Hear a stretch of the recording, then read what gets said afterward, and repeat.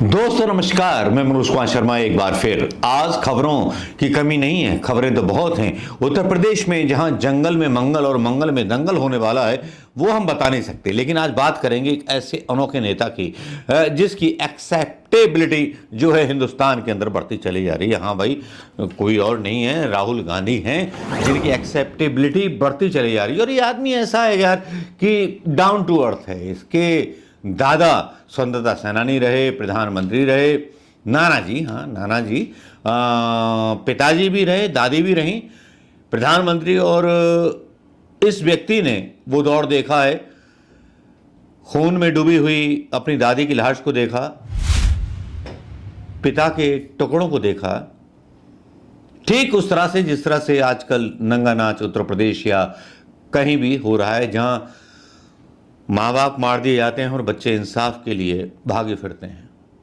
इंसाफ तो राहुल गांधी को भी नहीं मिला। क्या ये जो हमारे देश की जनता है, क्या उसने राहुल गांधी को इंसाफ दिया? जब वो कॉन्टेस्ट बन करके उभरा एक प्रधानमंत्री के रूप में, कांग्रेस ने भी साथ नहीं दिया उसका, किसी ने कोई साथ नहीं दिया। जब पहली बार अध्यक्ष बने तो मामूली भाबेल थी सोनिया गांधी, और उसको जो बोला उन्होंने, सोनिया गांधी ने, कि ये जो राजनीति में जा रहे हो राहुल, ये एक तरह से हो सकता है कि आपकी हत्या हो जाए, एक जहरीला रास्ता है, इस तरह की बातें बोली थी। लेकिन मीडिया ने इसको नेगेटिव तरीके से दिखाया था। ये वो कहानी है, वो कहानी जो कहानी मैं आपके बीच लेके आया हूं, एक ऐसे होने वाले प्रधानमंत्री की बात आपसे करने आया हूं जिसके दिल में दर्द हर आदमी का है। वो आदमी जिस पर भारतीय जनता पार्टी आरोप लगाती रही, वो आदमी जिस पर भारतीय जनता पार्टी के आईटी सेल ने करोड़ों रुपए खर्च कर दिए, बीजेपी ने खर्च कर दिए, उद्योगपतियों ने खर्च कर दिए। उद्योगपतियों ने क्यों खर्च किए? क्योंकि उनको लगता था कि राहुल गांधी अगर सत्ता में आया तो भैया अपनी बैंड बजने वाली है। क्योंकि राहुल गांधी सत्ता में या प्रधानमंत्री अगर बन जाएं तो ये बात तो आप तय समझ लीजिए कि इनकम टैक्स भी कम हो जाएंगे और वसूली कारपोरेट्स पे ज़्यादा हो जाएगी। कारपोरेट ज़्यादा टैक्स देंगे जो कमाते हैं। मिडिल क्लास मैन आज की डेट में रगड़ रहा है, बजट में सबसे ज़्यादा रगड़ा मारा है सीतारमन ने। लेकिन बात कर रहे हैं हम राहुल गांधी की, सीतारमन जी की और मोदी जी की बात को अलग रख देते हैं, वो बात बेमानी हो जाएगी। बात कर रहे हैं राहुल गांधी की। राहुल गांधी को बोला गया कि अपरिपक्व नेता है। एक चश्मा पहन के व्यक्ति एक अमेठी से चुनाव लड़ा, और चुनाव लड़ा, जोरदार लड़ा, और अमेठी की जनता ने अपना प्यार दिखाया, आशीर्वाद दिया और वो चुनाव जीता यंग एज में। और राहुल गांधी का हल्ला था 22 लोकसभा सीट भी निकालनी, राहुल का वो करिश्मा था। उत्तर प्रदेश के लोगों ने सीट इसलिए दी थी कि राहुल गांधी प्रधानमंत्री बनेंगे। अब यहां पर प्रॉब्लम क्या होती है कि सोनिया गांधी यहां पर राजनीतिक भूल कर देती हैं मनमोहन सिंह को प्रधानमंत्री बना करके। उत्तर प्रदेश जहां पर 80 लोकसभा सीटें हैं, जिन्होंने एक अनुमान लगा करके उस हवा में, जो हवा समाजवादी पार्टी और बीजेपी और बहुजन समाजवादी पार्टी की बह रही थी, तीनों पार्टियां अलग थी, वहां राहुल गांधी के चेहरे पर 22 सीटें थी। मैं भी गांव को फोन करता था, बात करता था, बोलते राहुल गांधी का जलवा है, राहुल गांधी प्रधानमंत्री बनेंगे। लेकिन राहुल गांधी प्रधानमंत्री नहीं बने, मनमोहन सिंह बने। भारत की जनता को तो आप जानते हो, जितने सीरियल्स भारत की जनता देखती है, जितनी पिक्चर्स भारत की जनता देखती है, वो एक नायक को पसंद करती है। और नायक की ड्यूटी में किसी और को नायक बना दिया जाए तो लगता है कि पिक्चर फ्लॉप हो गई। और यही कारण रहा कांग्रेस का। चलिए एक बार मान लिया कि मनमोहन सिंह को बना दिया आपने, और 70,000 करोड़ किसानों का लोन माफ करके फिर से कांग्रेस लौट आई सत्ता में। लेकिन दूसरी बार क्या हुआ? पवन बंसल का मामला उछला, भ्रष्टाचार का कई मामला उछला, 3G और कोल माइन का मामला उछला। कांग्रेस सरकार के हाथों से बाहर था। उनके जितने भी मंत्री थे सब फेल हो चुके थे या बीजेपी के साथ मिल चुके थे। आरोप लगे भ्रष्टाचार के। भ्रष्टाचार पर आंदोलन अन्ना का भी शुरू हुआ और अरविंद केजरीवाल की एक आम आदमी पार्टी का भी जन्म हो गया।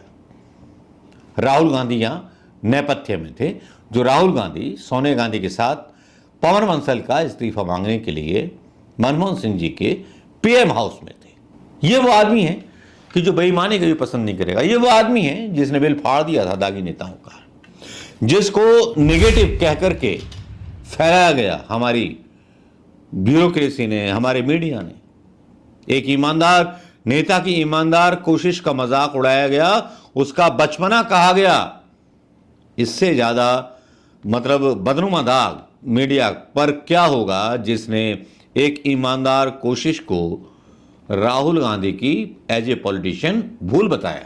फिर से रिवाइंड कीजिए और फिर से सोचिए कि राहुल गांधी कैसी पॉलिटिक्स चाहते थे। जो राहुल गांधी मन से बोलते थे कि मैं तीसरी पंक्ति के नेता को मौका देना चाहता हूं। कांग्रेस के अंदर ही अंतर विरोधों से घिर गए।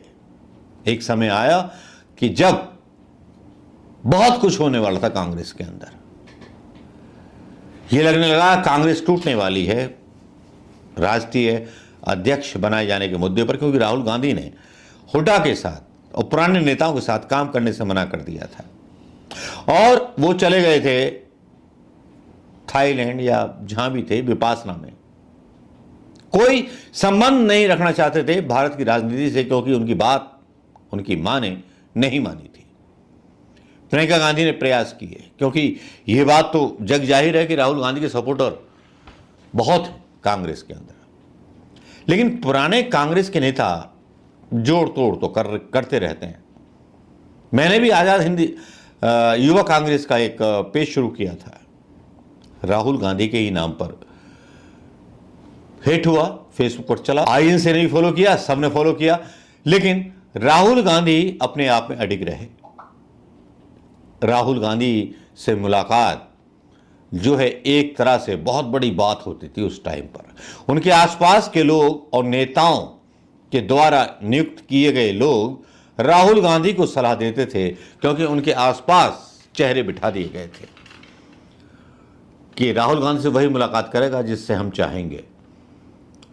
राहुल गांधी ठहरे भोले भाले, नहीं समझ पाए इस इक्वेशन को। लेकिन जैसे ही इक्वेशनें चेंज होने लगी, शायद क्वेश्चनी और राहु की दशा बदलने लगी, जिसको हम बोलते हैं कि चीज़ें चेंज हो रही हैं। चीज़ें चेंज हुई और चेंज हुई 2019 के बाद, जब राहुल गांधी ने सड़कों पर निकलना सीख लिया, लोगों से मिलना सीख लिया, उन लोगों को पहचानना सीख लिया कि भारत जोड़ो यात्रा मैं करूंगा।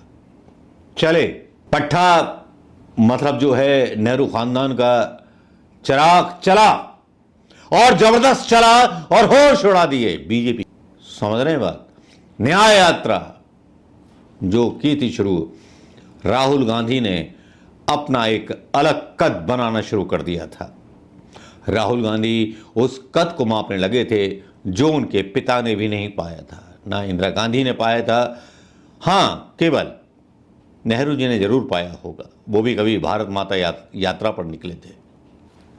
ये शायद आज की जनरेशन को पता नहीं होगा, लेकिन राहुल गांधी जब निकले, एक तरह का ये अपने आप में रिफॉर्म था, क्योंकि मोदी जी को कभी किसी यात्रा पर देखा नहीं गया, या लाल कृष्ण आडवाणी राम रथ लेके निकले थे मंदिर का।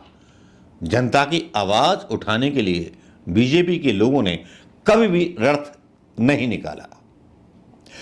राम जन्मभूमि में जो लोग मरे थे हिंदू, उनके अस्थि कलश इन्होंने घुमाए। इनके पास कोई एजेंडा ही नहीं था।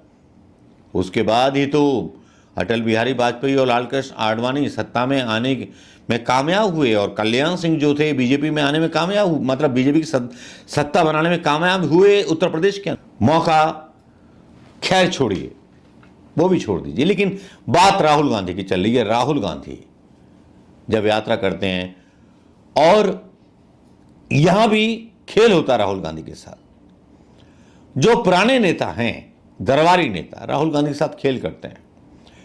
सही लोगों को टिकट नहीं दिए जाते। अगर सही लोगों को टिकट दिए जाते हैं इस बार 2024 में, तो कम से कम 200 सीट अकेले कांग्रेस पा जाती है। राहुल गांधी को अभी भी सीखने की जरूरत है टिकट बंटवारे को लेकर के। स्टेट के लोगों पर भरोसा ना कर करके खुद उनको इंटरव्यू लेना पड़ेगा, इंदिरा गांधी और संजय गांधी के स्टाइल में, जैसे राजीव गांधी भी करते थे इस तरह से। लेकिन जिस राहुल गांधी को पप्पू समझा था, आज वो अपनी एक अलग जगह बना रहा है। हर दिन हर पल वो हिंदुस्तानियों के दिलों पे राज करने लगा है। लगता है बिना किसी मीडिया के कोऑपरेशन के राहुल गांधी लोगों के दिलों में बसने लगे हैं। अब देखिए ना, कभी कुलियों से संवाद करते हैं, कभी छोटे लोगों से संवाद करते हैं, कभी लोगों से मिलते हैं, सीखते हैं। वो तो मैं सीखता हूँ, वो मानते भी, एडमिट करते हैं। मोदी की तरह अपना ज्ञान नहीं बखाड़ते कि बादलों में राडार पर कुछ दिखता नहीं, लेकिन ये आदमी जमीन पर उतरता है और जमीन पर उतरने के बाद अपनी खुद की राजनीतिक यात्रा से कहानियां लिखनी शुरू कर देता है, जो भविष्य के एक ऐसे नेता की पहचान होगी जो किसी ने भी नहीं बनाई होगी। राहुल गांधी आने वाले भविष्य में और आने वाले 100 सालों में भारत के इतिहास की किताबों में पढ़े जाएंगे। जब वो मोची से एक जूता सिलते हैं और जूता देखने लगते हैं, कहीं भी किसी भी बच्ची से बात करने लगते हैं, मणिपुर जाते हैं, मणिपुर के लिए अपनी संवेदनाएं प्रकट करते हैं, मोदी से लड़ते हैं, उस मोदी से जो सर्वशक्तिमान है, जिसके पास मीडिया है, जिसके पास न्यायपालिका है, जिसके पास सब कुछ है, वो मोदी जिसने राहुल गांधी को अपने घर से बेघर कर दिया था। वो राहुल गांधी हारता नहीं है, वो राहुल गांधी रायबरेली से भी जीतता है और केरल की सीट भी जीतता है। मोदी जी वाराणसी में बहुत मुश्किल से जीतते हैं।